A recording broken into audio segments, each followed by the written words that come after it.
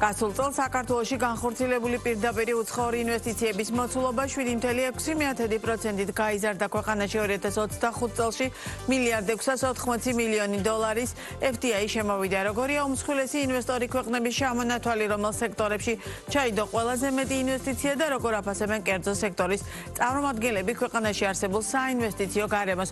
დეტალებით ქრისტინე გამთენაძე გვერდება ახლა ბიზნეს პარტნიორის პირდაპირ ეთერში. ქრისტინე, გისმენთ. მაია, გამარჯობა. 2025 წლის წინასწარი მონაცემებით სამი უმსხვილესი ინვესტორი ქვეყნის წილმა მთლიან პირდაპირ უცხოურ ინვესტიციებში 40% შეადგინა. საქართველოში ყველაზე დიდი მოცულობით პირდაპირი უცხოური ინვესტიცია დიდი ბრიტანეთიდან განხორციელდა. მთლიან ინვესტიციებში გაერთიანებული სამეფოს წილი 19.8%-ია. უმსხვილესი ინვესტორი ქვეყნების სამეულში ასევე თურქეთი და მალტა შედიან. რაც შეეხება სექტორების მიხედვით FDI-ის გადანაწილებას, საფინანსო და სადაზღვევო საქმიანობები კვლავ ლიდერ პოზიციებზეა.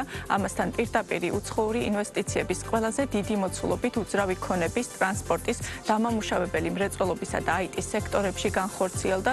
საქსტატის თანახმად ინვესტიციების მთავარი შემადგენელი ნაწილი თითქმის 80% კვლავ არსებული კომპანიების მიერ განხორციელებული რეინვესტიციებია. გასულ წელს კომპანიებმა $1.4 მილიონი რეინვესტირება განახორციელეს და მართალია წლიურად პირდაპირი უცხოური ინვესტიციების მოცულობა გაზრდილია, თუმცა 2025 წლის მეოთხე კვარტალში FDI-ის კლება შეინიშნება.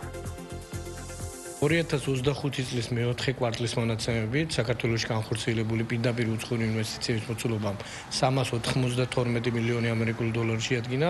აღნიშნული მაჩვენებელი დაახლოებით 2.3%-ით არის შემცირებული წინა წლის შესავალ პერიოდთან შედარებით, თუმცა ეს შემცირება ძირითადად სავალო ვალდებულების კომპონენტზე მოდის, ანუ განხორციელდა ინვესტორის მიმართ ვალდებულების შემცირება და სასისხლო დავალიანების დაფარვა, თორემ სააქციო კაპიტალის და რეინვესტიციის ნაწილში მნიშვნელოვანი ზრდა შეინიშნებოდა, თუმცა მიუხედავად ამისა 2025 წლის მონაცემები დადებითია, 7.6%-ით გაიზარდა 2025 წელს განხორციელებული პირდაპირ უცხოური ინვესტიციების მოცულობა და ჯამში $1.688 მილიონი შეადგინა. კერძო სექტორის შეფასებით საქართველოში არსებული საინვესტიციო გარემო ბოლო პერიოდში შეცვლილია, მაგალითად, თუ მანამდე სასტუმროების სექტორში ინვესტიციების შედარებით მცირე ზომის განთავსების ობიექტებში ძიდებოდა, ახლა ინვესტორები ამ მიმართულებით შედარებით ნაკლებად რისკავენ და თანხას უფრო ხშირად მსხვილ და ბრენდულ სასტუმროებში აბანდებენ, რაც შეეხება მოლოდინებს ბიზნესის შეფასებით. მომდევნო წლების განმავლობაში ინვესტიციები განსაკუთრებით ლოგისტიკისა და ტრანსპორტის სექტორებში განხორციელდება.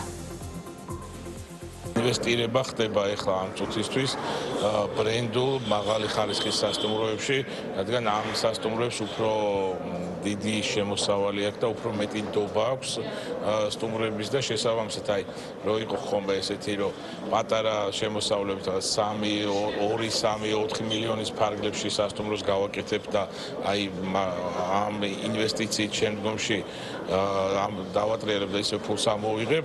ეხლა ამ ეტაპისთვის ესე აღარ არის. ეხლა საინვესტიციო პორტალი გაზრდილია მინიმუმ $15 მილიონი და ზემოთ. ინვესტიციები ხორციელდება, კომპანიები რეინვესტირებას აკეთებს, ციფრები ამაზე მეტყველებს, თუმცა კიდევ ერთხელ ვამბობ, რომ უფრო უკეთესია, რომ უფრო მეტი ინვესტიცია იყოს მოზიდული.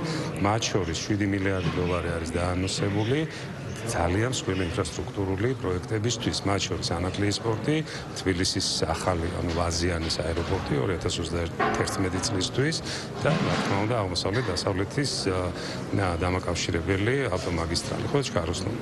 პლუს რკინიგზის მოდერნიზაცია. $7 მილიონი რამოდენიმე 5-6 წლის განმავლობაში ეს არის სწორედ ის თანხა, რომელიც საშუალებას მისცემს, რომ საქართველოს შუა კორიდორში იყოს ერთ-ერთი ძირითადი, ასე ვთქვათ, ლინკი. მნიშვნელოვნად არ შეცვლილა იმ კომპანიების ჩამონათვალი, სადაც ყველაზე მეტი პირდაპირი უცხოური ინვესტიცია განხორციელდა.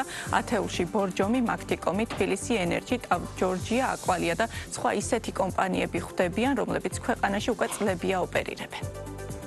ქრისტინე გამთენაძე საუბრობდა ბიზნეს პარტნიორის პირდაპირ ეთერში.